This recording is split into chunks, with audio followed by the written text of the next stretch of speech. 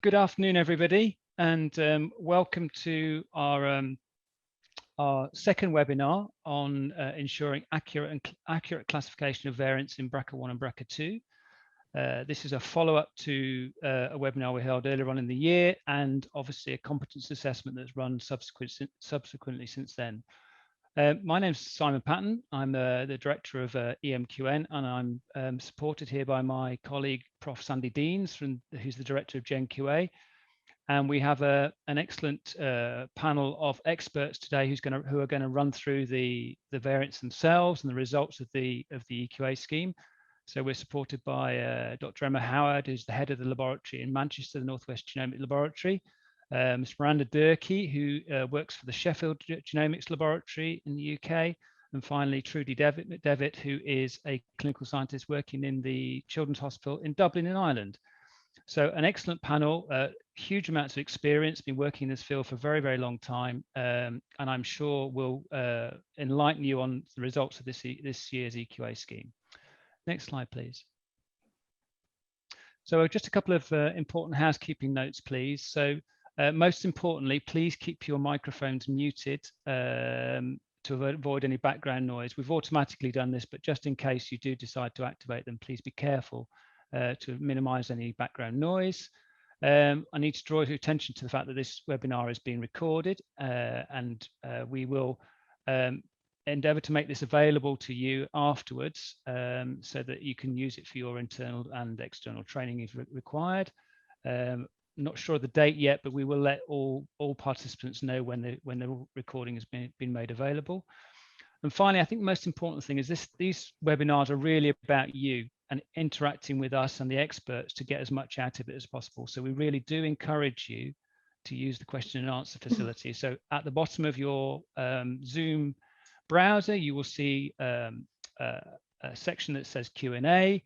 You can use this to submit your questions to us, and we'll have a dedicated session at the end on the Q&As where you can ask the experts anything to do with the results of this year's EQA scheme and more general information about variant interpretation as well.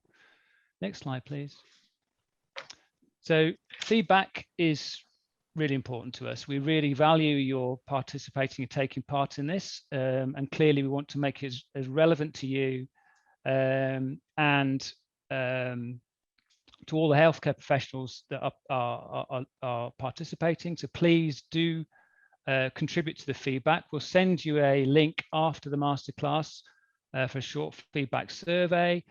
And if you could spare a couple of minutes, we would really appreciate that. It's important to us. We need to learn as much as you do, so please do contribute to the feedback. Next slide, please. Finally, our disclosures, which are claimed here. Next slide, please.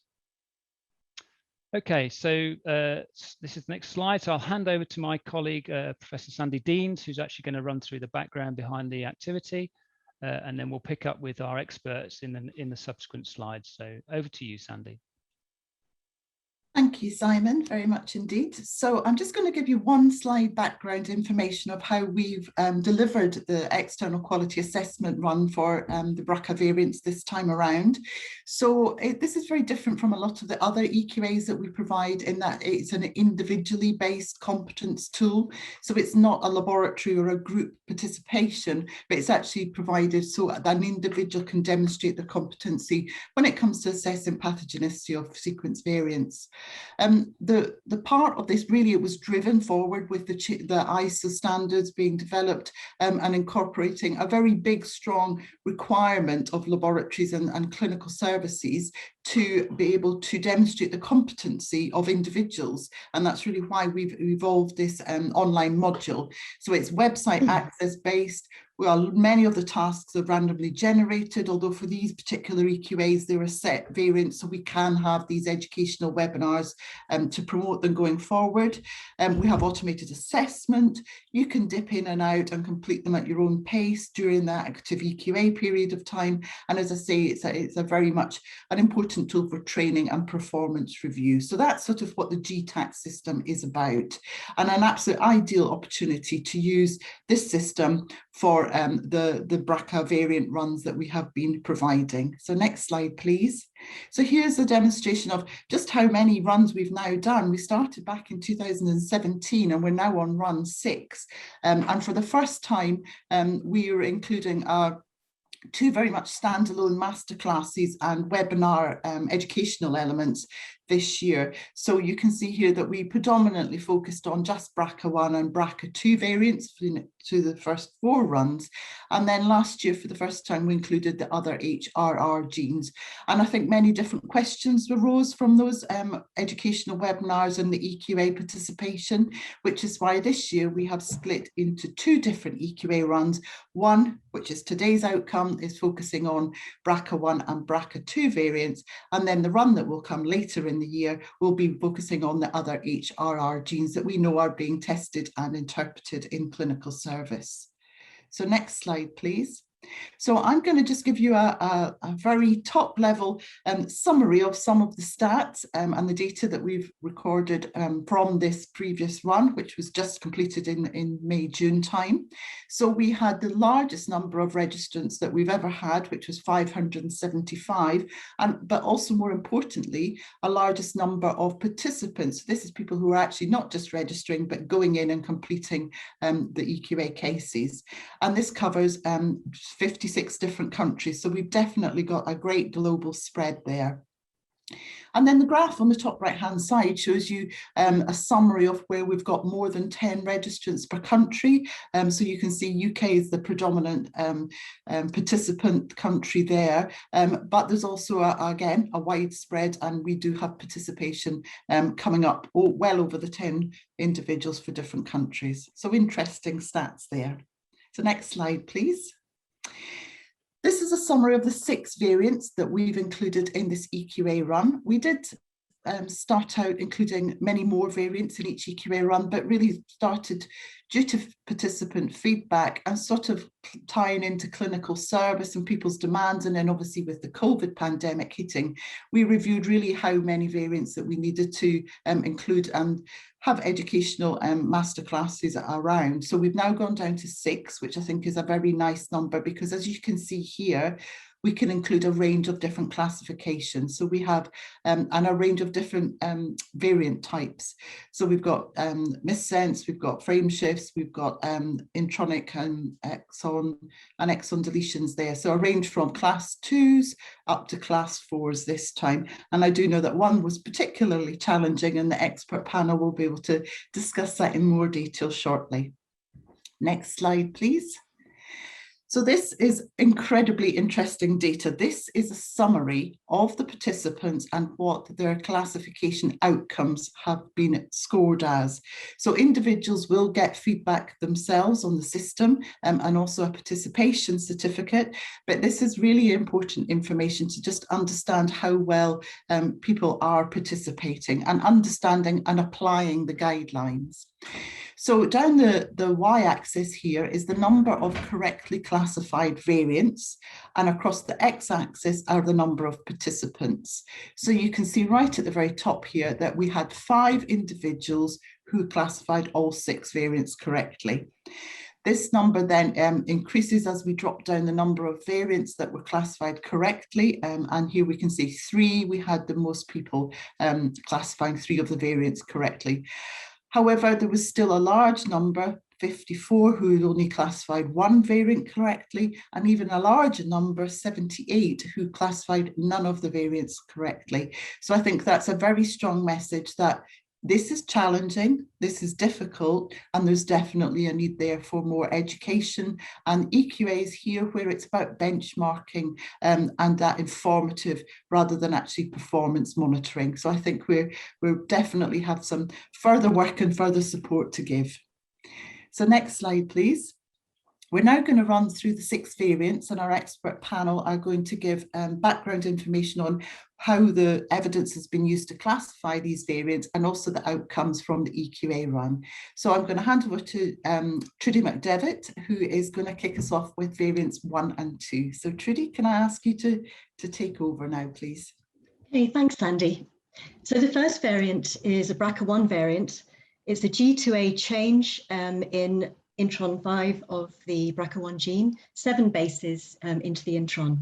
So the prior risk of pathogenicity is unknown for this variant, but you might suspect, because of its position, that it might have a potential effect on splicing. So next slide, please. So the variant has been reported on the BRCA-Share database as likely benign. It's also been reported by expert groups on BRCA Exchange and ClinVar, again as benign class 1. There are also accredited testing laboratories on large patient cohorts who have reported benign and likely benign for this variant as well. In silico prediction programs indicate no predicted effect on splicing. On NOMAD, there are 13 cases reported in non-cancer females, and recently multifactorial analysis reported by Parsons et al. In 2019 also give a class 1 benign classification. So next slide, please. So we found no evidence favoring pathogenicity for this variant. And in support of benign, there are splicing studies that indicate no effect on splicing. In particular, these 2 studies are validated studies. So these, together with support from the in silico evidence indicating no effect on splicing predicted, we can use BS3 at a strong level for this variant.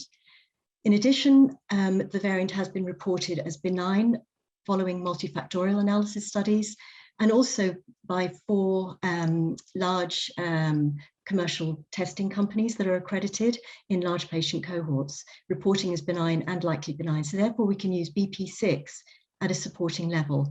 So one piece of evidence that's strong, one piece of evidence that's supporting gives a class 2 likely benign classification. Now, based on the criteria for treatment needing a pathogenic variant in either BRCA1 or 2, this would mean that PARP inhibitor treatment would not be indicated in this case. So next slide, please. So we can see the expected outcome is in the green histogram. So approximately 60% of participants returned a class 1 and about 40% a class 2 likely benign. So the main difference between these 2 classes, these 2 returns, is the use of BS1 by many people in the benign reporting group, because to get a class 1, you need to have 2 strong pieces of evidence. So about 15% of our participants reported BS1 as strong or very strong. Now, BS1 is used if the number of cases on a control database is higher than you would expect for a disorder. So in this case, we have 13 reported cases on NOMAD. So to determine the implications of this, you can use the CardioDB frequency calculator web app to work out what the maximum tolerated allele count is. So using that, you get a value of 18, which means that to be able to use BS1, you must have more than 18 cases reported on a control database. So therefore, BS1 would not be indicated in this case with only 13. In fact, frequency data in general is not applicable as a piece of evidence for this variant, either BA1, BS1, or PM2, because a significant number of participants also use PM2. The other difference between the 2 reporting groups is the use of BP6. About 36% of class 1 returnees used BP6 at a strong or very strong level. So this piece of evidence is where you're using reports from expert groups and accredited laboratories on large testing cohorts.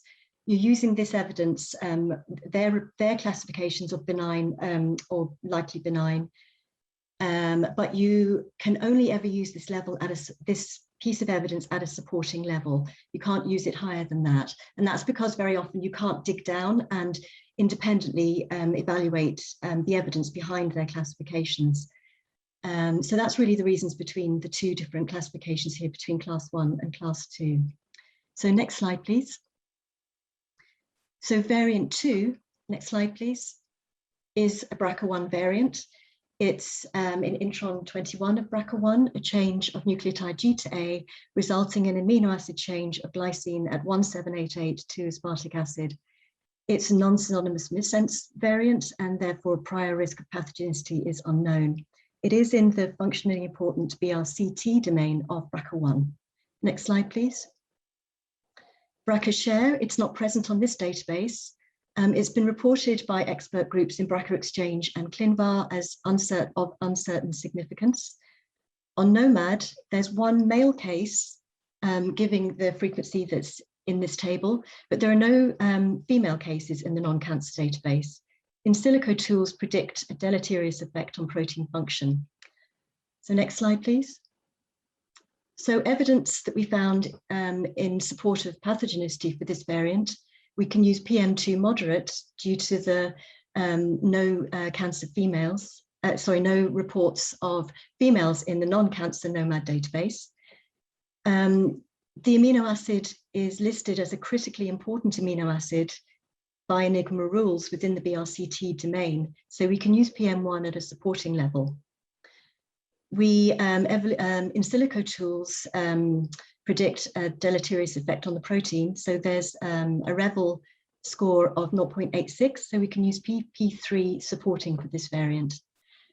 There is an amino acid change that's been widely widely reported as pathogenic in the same position. So this is a change of a glycine at 1788 to a valine. And there are multiple functional studies that support this variant being pathogenic, as well as lots of other evidence. So therefore we can use PM5 at a supporting level. Now the guidelines recommend that you can use PM5 at a moderate level generally for this line of evidence, but the assessors agreed that to downgrade PM5 to supporting in this case, because unlike the variant glycine to valine change, for our variant, the functional studies are conflicting. So therefore we agreed to downgrade this to a supporting level. We didn't find any evidence supporting benign for this variant.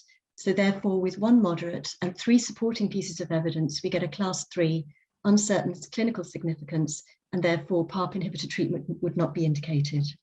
So next slide, please. So in this case, most returns were for the expected class 3. So that's about 70%. And there were about, between class 4 and class 5, about 30% and about 3% returning those classifications. The main difference behind these classifications is the use of PM1 and PM5. So those reporting class 4 and 5 used these pieces of evidence at a moderate level. So in the case of PM1, the guidelines indicate or recommend that PM1 should only be used at a supporting level for BRCA1 for residues within the BRCT domain because of benign variation that's also present in that region. So therefore PM1 should be used at supporting level. In the case of PM5, as I explained, we did downgrade it to a supporting level because of the conflicting functional studies. Another reason behind the differences in classifications here is that while a significant number of about 50% of participants returning a class 3 had used PM1 and PM5 at moderate, which would have given a class 4, class 5, they had also used BS3 at a strong or very strong level, thereby introducing a conflict and therefore resulting in the class 3. So BS3 is for functional studies showing no effect on protein function. But in this case, because functional studies are conflicting, it's not recommended that BS3 should be used. So in fact, functional studies for this variant shouldn't be used for either PS3 or BS3. So that's the variant 1 and 2 completed. So I can hand over to Miranda. Thank you, Trudy, and thanks Simon and Sandy for the introduction as well. Oh, I've got a funny echo. Does it sound okay? I think it's settled down. And yeah, I just wanted to say that we are kind of talking quite a lot of detail about what codes people have applied and the number of participants, etc. We will put all of this detail in the final scheme report. So we will try to finish that and get that to you as soon as possible. So just aware we're bombarding you with quite a lot of information. So I'm going to do variants 3 and 4. So variant 3 was the most interesting variant of run 6. It is a single nucleotide deletion in the BRCA1 gene, C.5561del, and that's predicted to cause a protein change of P.leucine 1854 to arginine with a frame shift that's then predicted to cause a stop codon 68 amino acids downstream. Generally, for a frame shift variant, we would say the prior risk of pathogenicity is high.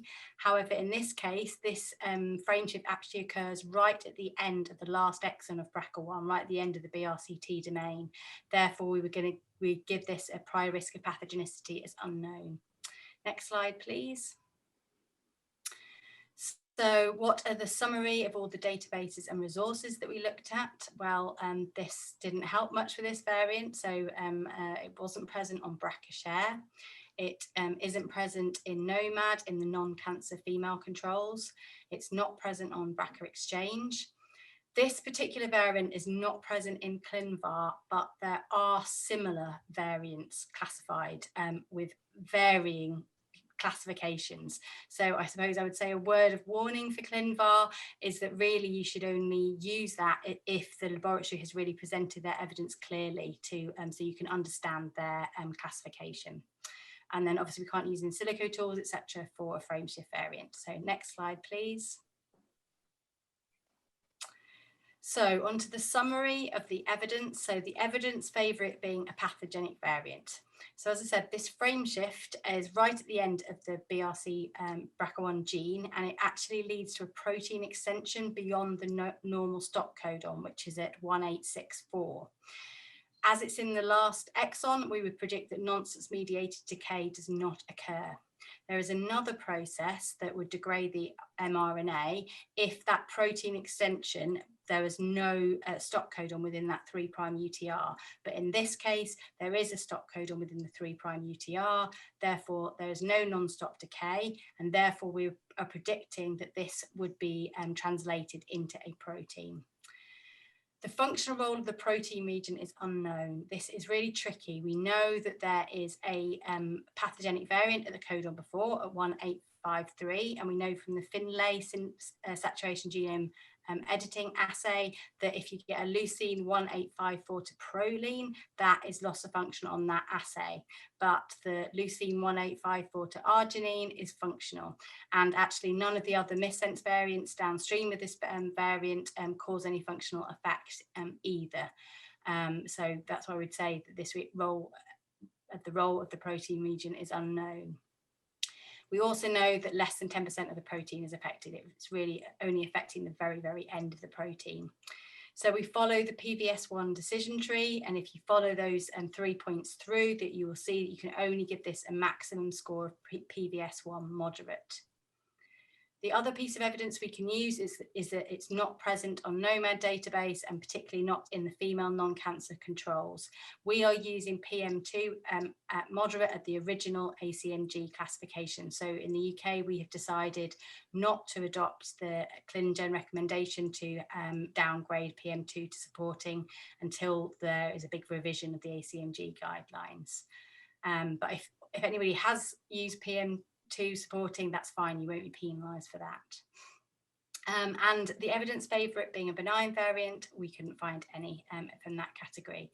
So 2 moderate pieces of evidence would give us a prediction of class 3 of uncertain clinical significance. Next slide, please. So this was definitely the trickiest variant that we set. So you can see from this graph that 105 participants got the expected classification of class 3, but the majority of participants scored it either as class 4 likely pathogenic or class 5 pathogenic. If we break that down into the codes used, pretty much everybody used PM2, so that's fine. So it all really came down to PVS1. So within the class 3 group, actually only 15 participants use PVS1 at moderate using the PVS1 decision tree. Slightly more participants, 35, use PM4. So PM4 is the code for in-frame insertions and deletions. However, as this variant causes a frame shift and disrupts the normal coding sequence at the end of the BRCA1 gene, we would recommend that you use PVS1 for this variant, or this type of variant that causes a frame shift. Then for the class 4, about 60% used PVS1 at a strong level. So they had used the PVS1 decision tree, but had decided that that region of the protein is critical to protein function. The other 40% and everybody that classified it as a class 5 pathogenic used PVS1 at very strong level. So from the PVS1 decision tree, PVS1 very strong can only be applied to null alleles. So that's where you have non-stop decay or nonsense mediated decay. So there's no mRNA at all, so hopefully this is an interesting learning point, that you don't just see that nomenclature that makes you think, oh, it's pathogenic, without checking actually where it occurs in the protein. Because obviously for this variant, this would have very significant implications for the management of this patient and their family. Okay, next slide, please. Classification of variant 4, next slide, please. This time it's a BRCA2 missense variant, C.3262C to T, which is predicted to cause a protein change P.Pro1088 to serine. And we would give this missense variant a prior risk of pathogenicity as unknown, particularly as it's not in a functional domain of BRCA2. Next slide, please. So here's a summary of all the databases and resources that we looked at. So it wasn't present on BRCA-Share, was present in NOMAD, but a very low frequency, so 0.0035%. It's not been reviewed on BRCA Exchange. It is present on ClinVar, the majority a non-expert group, so it doesn't have that 3-star approval from a group like Enigma. So as I said, you just have to take some of those classifications with caution, or even better, just contact them and ask them what evidence they've used to make that classification. And the in silico tools predict it to be non-deleterious. Next slide, please. Okay, so it's a summary of the evidence that we've used. So the evidence favour it being a pathogenic variant, we didn't find any. The evidence favour it being a benign variant, then because we've got the supporting evolutionary conservation in silico tools, our preferred tool of choice is the REVEL score. And importantly, we've also checked there's no predicted effect on splicing, but all those splice tools came out as no predicted effect, then we can apply BP4 at supporting level. The next code, BP1 supporting, is specific to the CAMVIG guidelines. And so BP1 is used for missense variants in genes that are predominantly caused by truncating variants, truncated pathogenic variants. So we know in BRCA2, the majority of the pathogenic variants are truncating. However, we get a cluster of these pathogenic missense variants, but they're all within the DNA binding domain. Therefore, if you see another missense change, that amino acid position is not conserved and it's not within that DNA binding domain, you can apply BP1 supporting. So combination of the two benign supporting pieces of evidence would give us a class 2 lightly benign prediction. Next slide, please. So this is a summary of all the classifications that was used, and this variant was very well answered. The vast majority of people got the lightly benign class 2 expected classification. Interestingly, only about 50 used the BP1 as per the guidelines, and so the many more, so over 100 participants used BP6.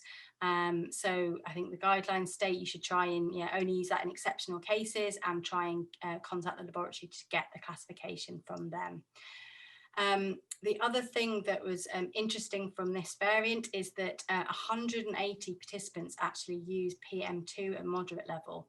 This variant is in NOMAD, and there are actually 4 female non-cancer controls in NOMAD.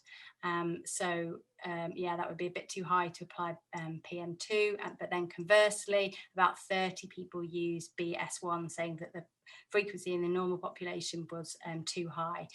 So in the final scheme report, I will include a link of a presentation that kind of explains these thresholds and how to use the CardioDB classifier app. So hopefully that will help as well.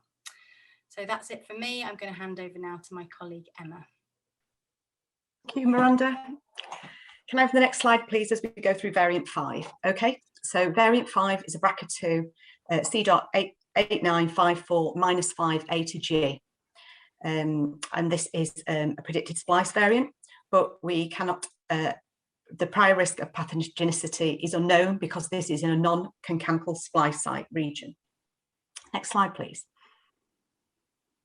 So just looking at the databases and resources in turn, it's not present on BRCA-Share. It's also not present on Nomad. It's not reviewed on BRCA Exchange. It is on ClinVar as a mixture of likely pathogenic and pathogenic, but the majority of the groups that had reviewed were non-expert. The in silico also predicted that this creates a new splice acceptor, and there was no other bioinformatic findings. Next slide, please. So just reviewing the summary for this splicing variant, potential splicing variant, is that we found the evidence favouring this being a pathogenic variant if we start at the top with PS3 strong. And we went with this evidence because there was multiple functional studies which show variants of affecting splicing, and they were out of frame. So there was a mixture, and you can see that the publications are listed there, of minigene assays, but also mRNA assays that illustrated this, that this is definitely a strong piece of evidence there that of the functional data backing this variant as pathogenic. So we also, as I mentioned, it wasn't on Nomad, so we could apply PM2 moderate.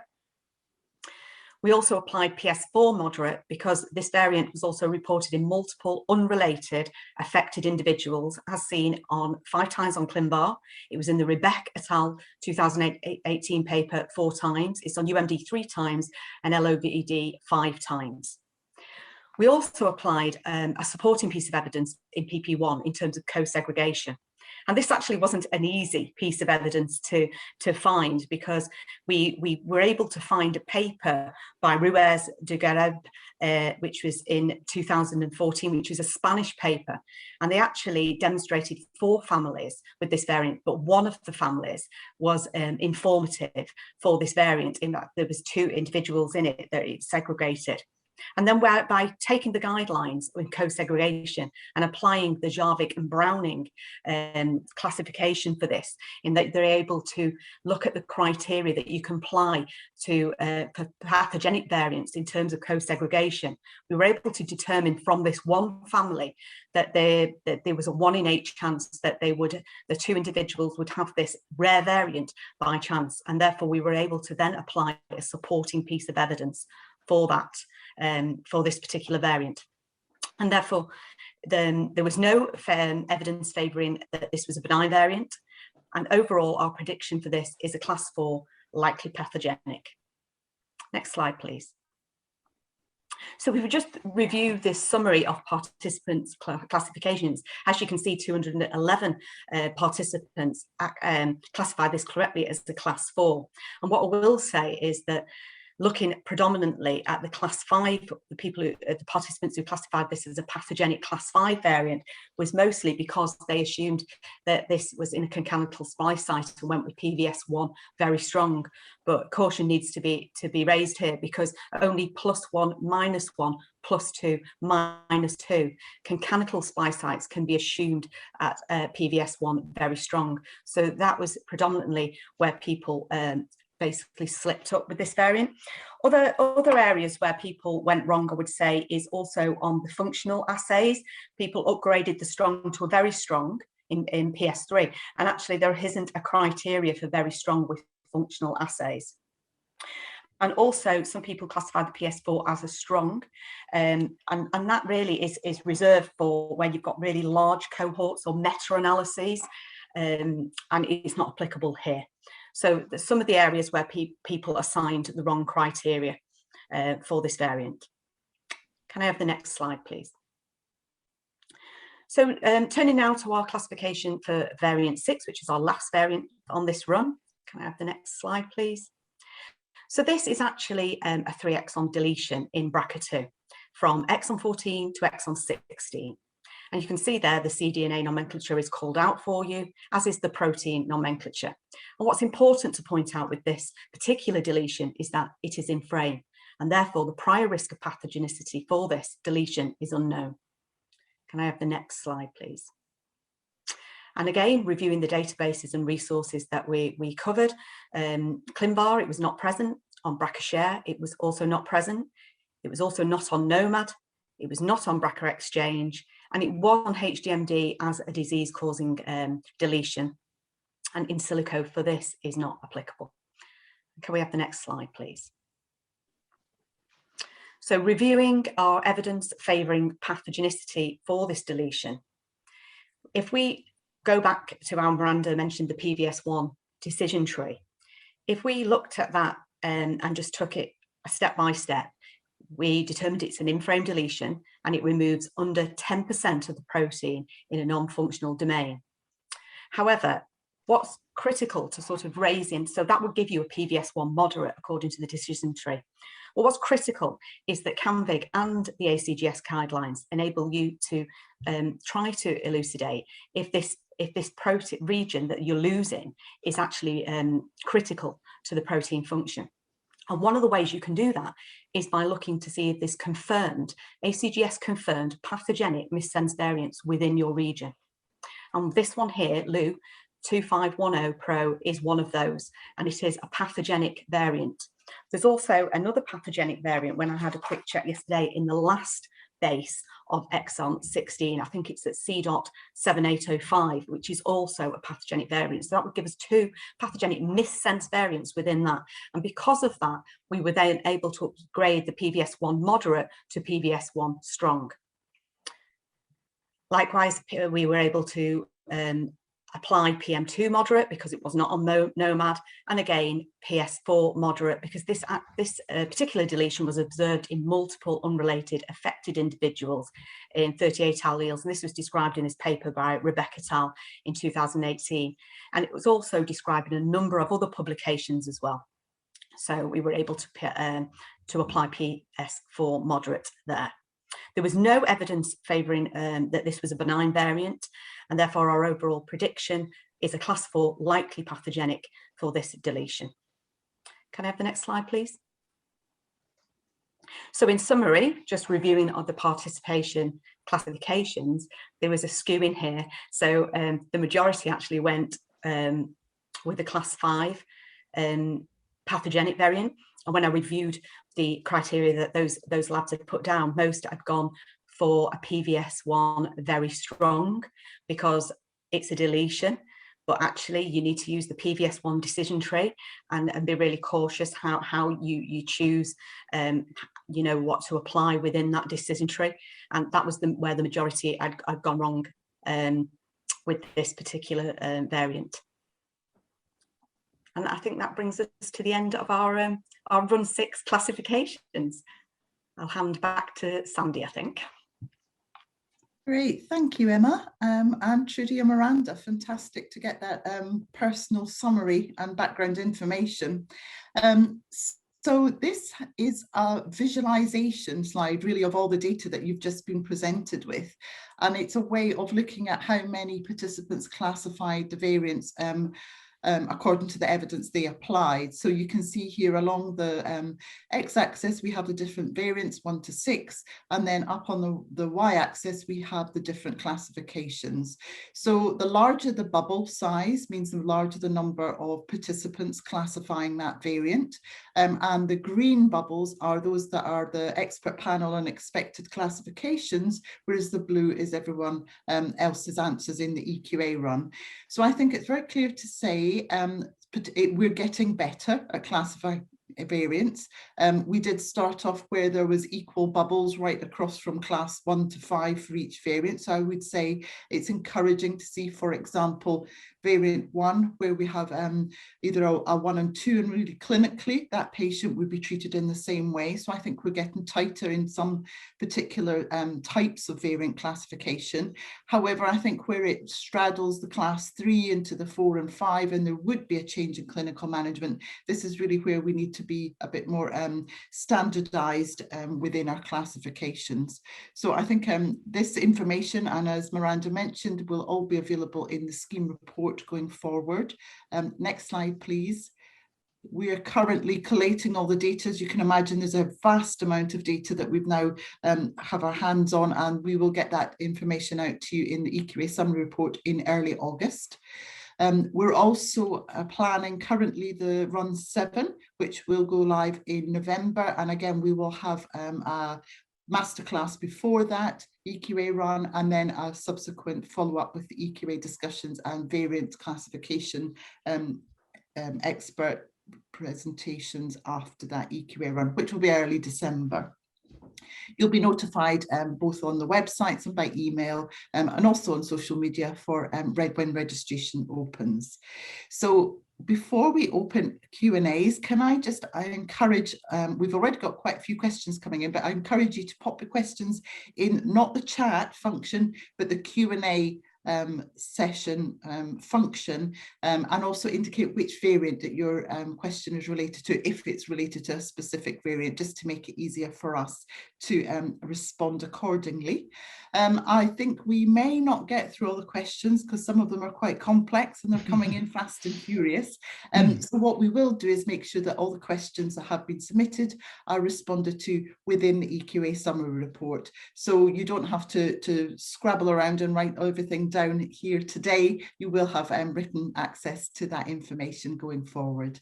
So I'm going to then hand over to Simon and we will run the Q&A. So please do put those questions in for us to respond to. Thank you.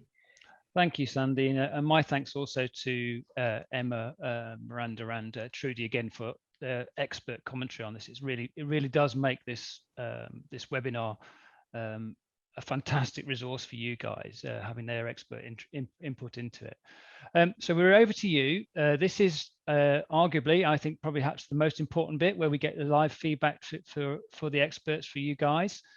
Please do contribute, as Sandy said. Just a little bit of additional information. If you are talking about a specific variant, it would help massively for Sandy and myself as we're triaging the questions, that we know which case you're applying to. So if you do say right before you add the question, just variant 1, variant 2 down to 6, that would just help us to quickly triage it. I'm going to start with a more general question, actually, for one of our experts, for Miranda, because Miranda, in the last webinar back a couple of months ago, you did say that there were new guidelines coming from CANVIG, which the participants might find helpful for classification. Do you know whether those guidelines are going to be published? Have they been published yet? Yes, so thanks for that question, Simon, and very timely. They were actually put onto the CanGene CanVar website yesterday. So I will put a link in the chat to those guidelines. So just for anyone that's not familiar with them, these are the UK Cancer Variant Interpretation Guidelines. So they were originally published last year, and then they've been completely revised and updated this year. So we've got some generic ones for general cancer susceptibility, variant interpretation, and then some specific ones for BRCA1 and BRCA2. It actually answers a couple of the other questions in the chat. So I'll say, because in that, some of the kind of key things that are new for this revision is that we've worked out kind of a framework for using the Enigma multifactorial model, and particularly the papers like Parsons et al., etc., and converting those into kind of the scores and the points that you can use into the ACMG criteria. So rather than just being able to use BP6 it's supporting at the moment, then using this framework, you can potentially use that data from Enigma, which has been kind of sometimes a bit hard to translate into the ACMG guidelines. The other kind of key thing, the big change, is that there's a table showing how you deal with conflicting functional assays. So we're very lucky now in BRCA that we have these like big MAVE, like multi multiplex assays of variant effect, but some of them are now a bit conflicting, so how you use that. And there's also a link to an XLS that the main big functional assays have actually been assessed by the CAMVIG steering group according to the Greenwich guidelines for PS3, and then we've got the scores and the number of controls and further information about those there. So that should hopefully be really, really helpful. Thank you very much indeed, Miranda. So I think it's great to see that those been published, and we obviously will put a link to it in the report as well. So you've got an active link to the information as well. I think perhaps a good way of running the question and answer session here is to obviously focus on the different variants one at a time, so that our experts are not bombarded at random with questions. So we do have a number of questions relating to case one. So we'll start off with case one as an opening gambit, if you like. We have a question for Trudy. Since the sources of evidence for that variant in case one are publications, aren't we supposed to use BS3 at the supporting level? So BS3 at the supporting level. So we are using it at a strong level. This is for functional studies showing no effect. The studies that we are basing this on are studies that have been validated by expert groups, and also with the in silico evidence being in line with it, it qualifies for using BS3 at a strong level. Okay, so that I guess kind of leads into a couple of other questions relating to this as well, I think, which is really about this level of expert review of the review. So there's a question here, is if there's a classification by an expert group, one second, my question is gone, panel, for a variant, so for example, ClinVar for BRCA1 for this variant itself, should the labs not be using this information as standalone evidence after checking that there are no other evidence found in the literature relating to it?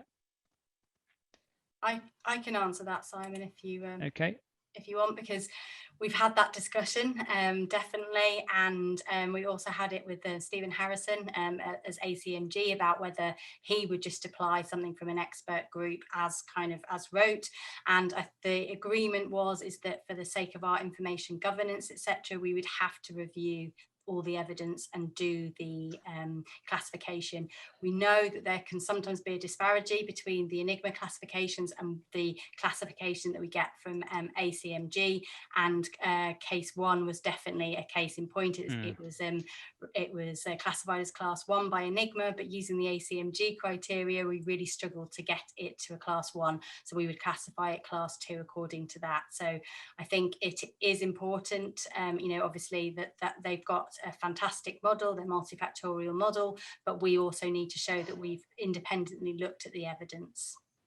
I think that's the key point, isn't it? Is it when you get a variant, it is important that you independently review it yourself, just to be absolutely happy that the information is consistent with the classification. Yeah. Okay. Yes, absolutely. I'm nodding away. Yeah, good. Okay. Sandy, would you like to take variant 2? I'm going to actually be a bit naughty and jump to variant 6, because there's quite a few questions coming in and they're all quite related. Actually, yes, so they are. If that's all right. So couple of ones coming your way. So the BRCA2 deletion, the exon 14 to 16 deletion, why not PP1 strong? So I don't know, Emma, do you want to do that one? Yep. Yes, please. So PP1, it only goes as far as a supporting piece of evidence. You can't upgrade it to strong. Yeah, it's sort of, there's a threshold. If you look at the guidance, it tells you how far you can go. And I think that people are just upgrading various criteria, but there is thresholds to them. So this can be applied supporting. Yeah, so the guidance does not actually have a PP1 strong. Can I jump in? Sorry. Oh, yes, you're right. It doesn't it, Miranda? When you use Java It was the yes. Jarvik and Browning additional Browning. paper. Sorry, but I think the question was actually saying using Parsons et al. Yeah, that's right. Back related to my original point about this is the part of the multifactorial model. We didn't know how to get that data out, but now the newly published CAMVIG guidelines on the website yesterday does allow you then to use that data. But previously we haven't known how to convert that into ACMG rules, so that's why we didn't use that Parsons et al. Data. But yeah, we will be able to going forward if you use those guidelines. So changes happening in real time then. Excellent, thank you. Yeah, so we had to use the guidance that was in place at the time. Sure, absolutely. And then following on, so somebody's asking, why aren't you using the CNV classification for variant 6? I can answer that. Miranda wanted to take that one. No, Miranda. Just because we are, so we've been, I think a lot of participants are in the UK, so every Tuesday or on a Tuesday once a month, we've been going through the CNV guidelines and doing different cases and doing variant interpretation, and quite a lot of them have been within a gene, and sometimes the classification you get from the CNV guidelines and the SNV guidelines don't fit together. So at the moment it's being discussed. The proposal is that we will continue to use the SNV guidelines PBS1 where it's within one gene, but that hasn't been published yet. So at the moment, we're waiting for the ACGS 2021 guidelines to come out. But at the moment, I would think that for this, that probably the PBS1 decision tree is more appropriate for that 2 exon deletion or 3 exon deletion than the CNV guidelines. Thank you, Miranda. So I've got another 2 questions, which again is about predominantly PBS1 about variant 6. So can we not use PBS1 very strong for this deletion variant because it's multi-exon deletion? No, because although it's a multi-exon deletion, it's in frame. So that's the key. You've got to check if something's in frame or out of frame. It's a multi-exon deletion, but that doesn't automatically mean that it's definitely pathogenic. You've got to assess if it's in frame, if it's going to affect the protein function. And because it's in frame, then there'll be a read through. So, you'll maintain your reading frame, and then you have to then assess, actually, is this a critical region of your protein that you're then losing because, it maintains its reading frame. So that's why you can't use it. Great. Thank you, Emma. There's been quite a few along the same line, so that's really helpful. So Simon, I've got one more for variant 6 and then we'll come back to you. So why PVS1 and PS4 not pathogenic but likely pathogenic? So why is it not flipped up to a class 5? Well, you just have to follow the table, the pathogenic and non-pathogenic table, the likely pathogenic table that's in the new ACGS guidance, which is based on the Titigen 2018, not the Richards et al. 2015 original summary table. And if you work it out via that table, it's a likely pathogenic. Okay, so using the most up-to-date. You've got one strong, one moderate, and one supporting, and that gives you likely pathogenic. Great, thank you very much. Okay, Simon, over to you. Thank you, Sandy. Others. So I've got one here for case 5. So why don't you consider PP6 criteria in BRCA2 for this variant? Could it be because there's because it's a little conflict in ClinVar? So is there an issue with is it because it's in conflict, should I say? Well, yes, I mean that would be one element, yes, because if you've got different groups conflicting, and also you've got to be cautious when you apply that piece of evidence because ACGS doesn't support it. But there is exceptions that we have applied. So if it's conflicting, we didn't apply it. Okay, thank you, Emma. One here for case 4, I think it is. So for PM2. Variant 4, you said we cannot use PM2. Would you use PM2 only if not seen in control, since 4 is a small number?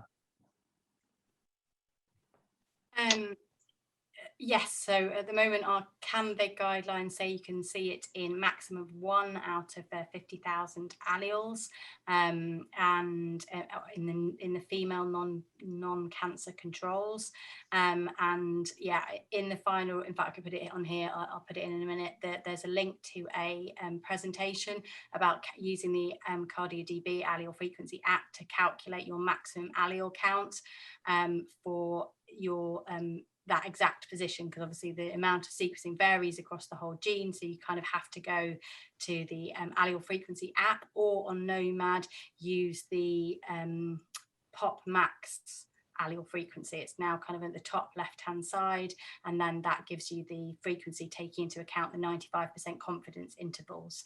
So for this variant, yeah, PM2 wouldn't apply. Okay, thank you, Miranda. So I've got a more general question for the three panelists here. It really relates to sort of patient management depending on the variant classification scored. So is it serious for management of patients to put a variant in class 2 instead of class 1, or class 3 instead of class 2? So really it's about what level do you draw in terms of the significance of the variant for patient management? Does anyone have a... I can take it, I suppose. So obviously class 1 and 2, most clinical teams would not follow up at all for that. So in that way, that wouldn't affect patient management. Some clinical genetics departments would maybe follow up what we call a hot class 3, and we may lean to writing the report in a slightly different way if we thought it was more towards a 4, because I've heard from some clinical geneticists that they would then monitor those patients more frequently. So you know, it is important to classify those UZs. And also the other point is to call something a class 3. Quite often organisations and departments will have a review process, and those class 3s will be reviewed on a routine basis, maybe every 2 to 3 years. So if you put something that was a 2 and it should be a 3, then that wouldn't fall under that review process. So it is important for that reason that you would classify a 3 accurately. Perfect, thanks, Emma.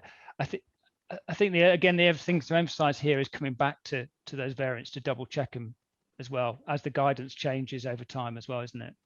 Yeah. Okay. Yeah, that's right. Yeah, and obviously it can change, and then you know, if you've not got quite enough evidence to get it up to a pathogenic, then that review process is really important for those class 3s. So it is, that's why we do need to accurately classify them in the right category. Okay, fabulous, thank you. One last question, which I think actually you might well have answered, Emma, previously about the ACMG guidelines, but just a reminder on it. So would it be possible to explain the decision tree you named a few times in the webinar? This participant wasn't aware of that was publicly available. Yeah, sure. So if you go to the ACGS guidance, there should be a link in there to take you to the decision tree, which is in a separate publication. And it's also very easy to find if you just Google it as well.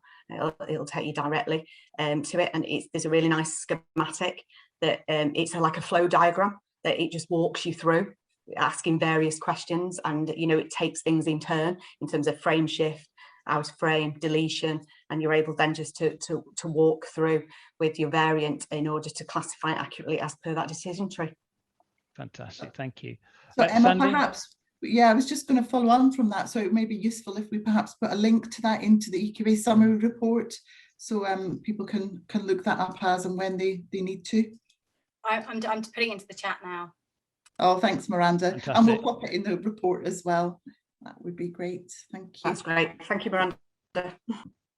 I've got one final question, and that's going right back to the beginning for variant 1, Trudy, if you don't mind, and that's, can we consider the in silico prediction for this variant and assign a BP4?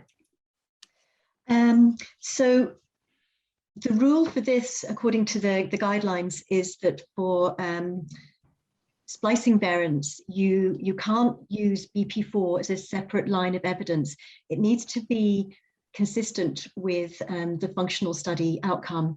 But if you've got functional studies demonstrating no effect on splicing, while the in silico evidence needs to be in line with that, you can't use it as a separate piece of evidence, because in a way it's kind of double counting, because they're both looking at the same effect. Okay, thank you.